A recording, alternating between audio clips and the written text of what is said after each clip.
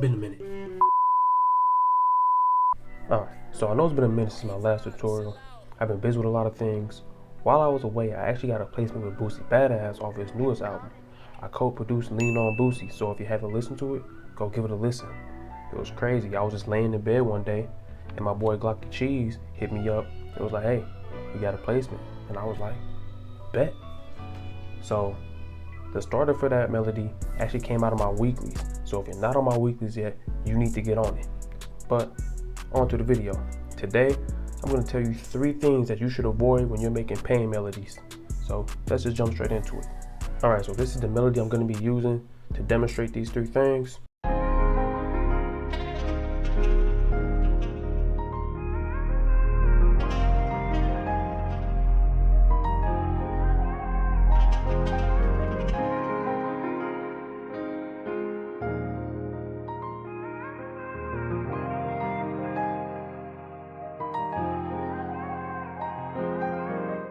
Alright, so I'm not going to get too much into any mixing tips.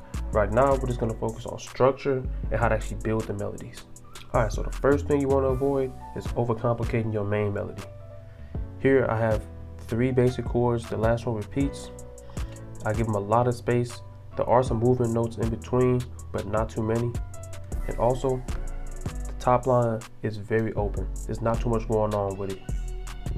Here's what it sounds like by itself.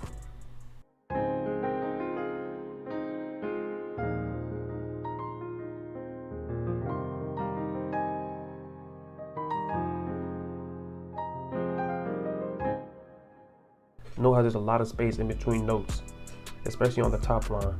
Leaving space like that leaves room for an artist to add vocals and room for yourself to add more to the beat. Doing too much actually takes away from the beat more than it adds to it, so be careful from that. But if you're going to break the rule, here's what you do. If you make a complicated main melody, make your other melodies simpler. Use instruments and notes that don't require a lot of extra going on. That way, it keeps it balanced.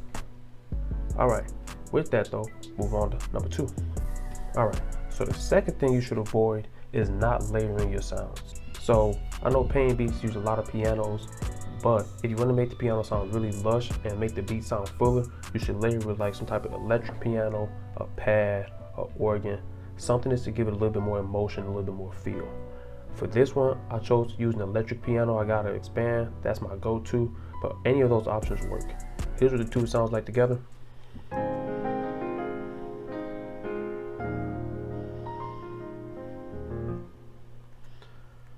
But just piano alone sounds like this.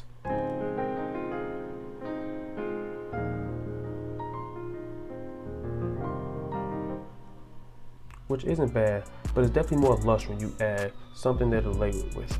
Now, the last thing you should avoid when making pain beats is overcrowding your melodies in general.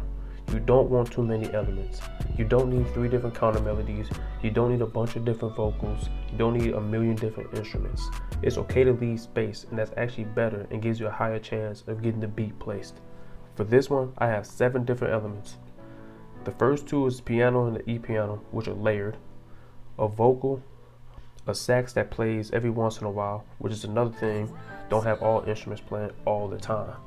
Leave some space, let them come in and leave. A couple accents, and a bass. That's not a lot going on for a pain melody. And each of those elements isn't doing too much. That's really important to remember. However, if you're gonna break that rule, here's what you do. If you have multiple instruments, play with the panning. Pan one to the right, one to the left.